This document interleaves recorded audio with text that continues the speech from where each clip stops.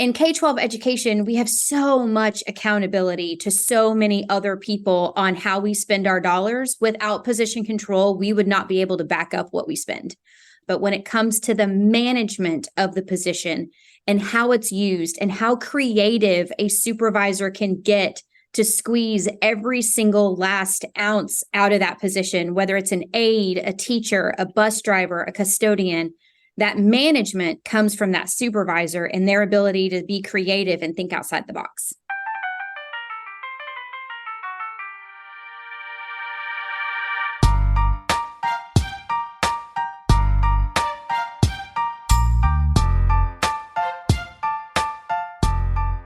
Well, hello and welcome to the Field Trip podcast from Frontline Education. I'm Ryan Estes, and this is our second episode in a short series about what we're calling workforce oversight, really systems and processes for working with personnel in school districts. And today we're talking about position management, and specifically position vacancies. Like last time, I am joined by Mitch Welch, my colleague here at Frontline, and by Dr. Sundie Dahlkamp, Executive Director of Human Resource Services at Pearland Independent School District. Mitch and Sundie, once again, welcome. Well, thanks for having us. Here we go.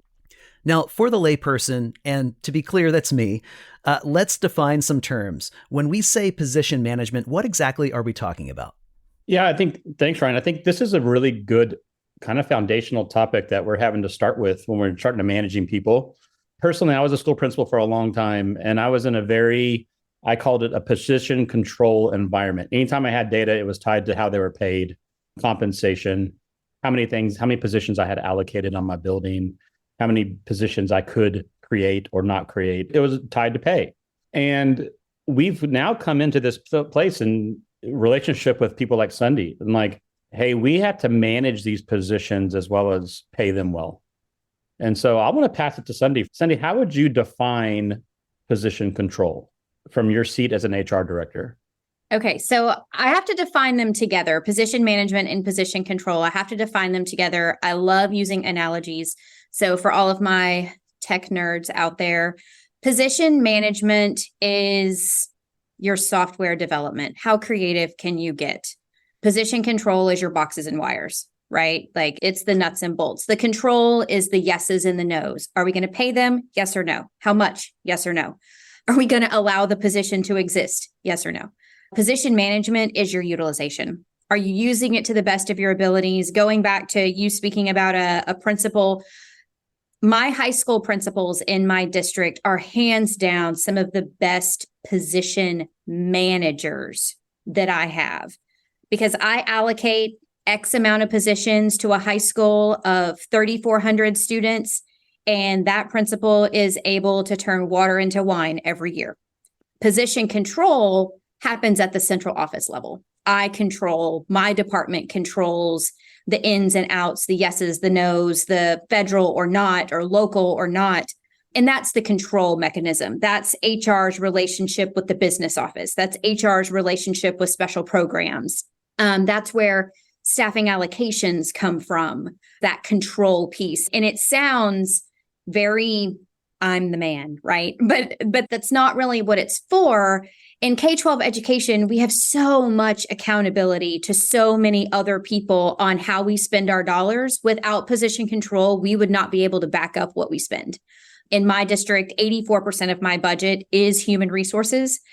84% of millions of dollars is human resources, and I have to be able to justify every single dollar I spend. But when it comes to the management of the position and how it's used and how creative a supervisor can get to squeeze every single last ounce of whatever out of that position, whether it's an aide, a teacher, a bus driver, a custodian, that management comes from that supervisor and their ability to be creative and think outside the box.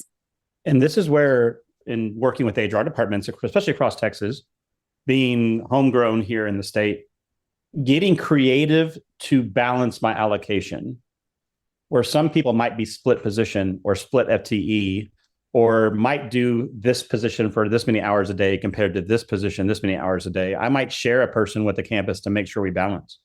Caused a lot of issues with then, oh my goodness, we didn't have what I called an effective dating system. to get visibility of when that movement needed to take place based on a lot of circumstances, which we'll talk in a future podcast on that movement. But effective dates go into and pair with position management, in my view. So if I said, why is it so important, and what is the leverage that you have of saying the dating is so important that it's communicated across our district?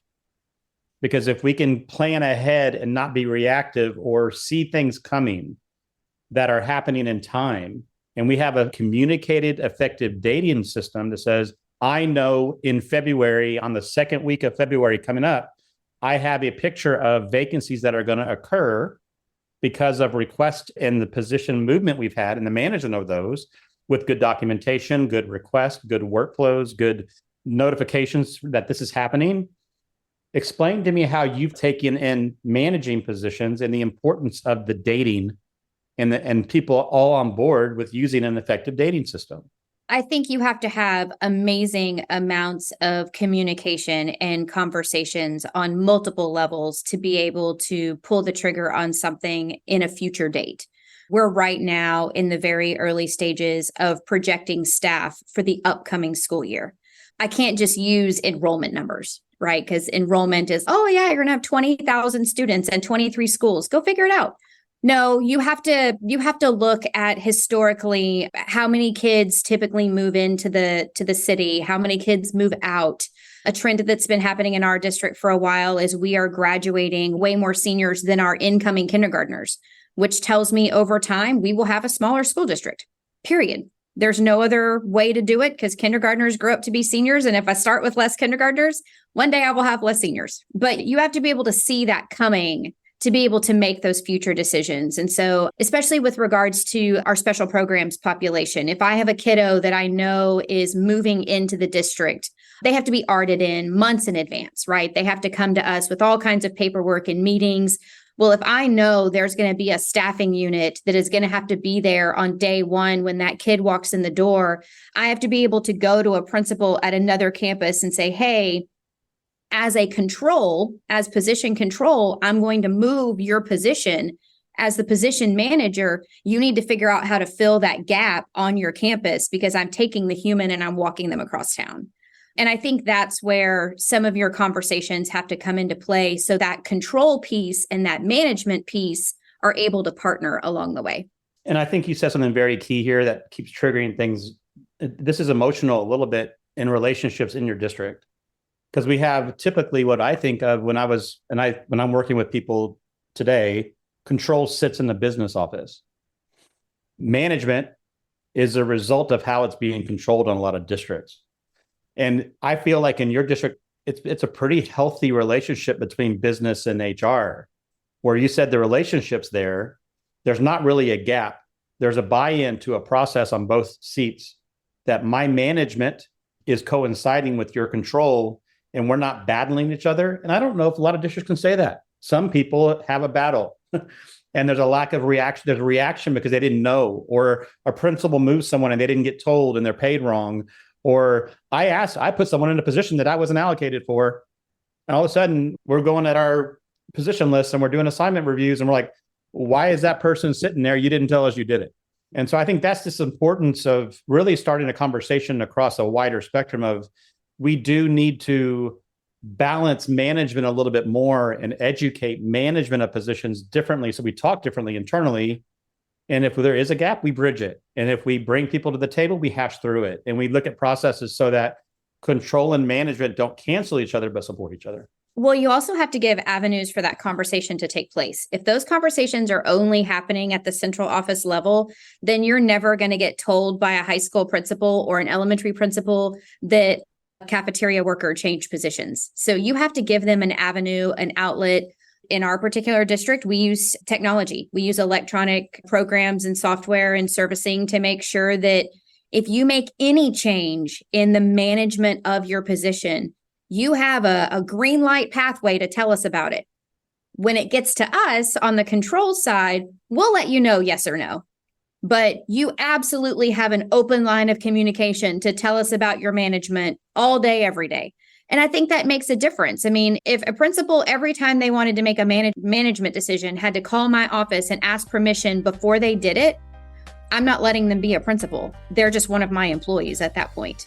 But I'm letting them make a decision. I'm evaluating the decision on the other end, and then I'm giving them feedback. That's totally different. The level of buy-in is completely separate. That is about all the time we have for today, and I don't think that I would ever have been sorry to see the end of a conversation about position management, but here we are. This is good stuff. Next time, we are going to be talking about position modifications in school districts, so be sure to hit that subscribe button so you don't miss it. And Mitch and Sundie, as always, it is great to have you here. Thanks.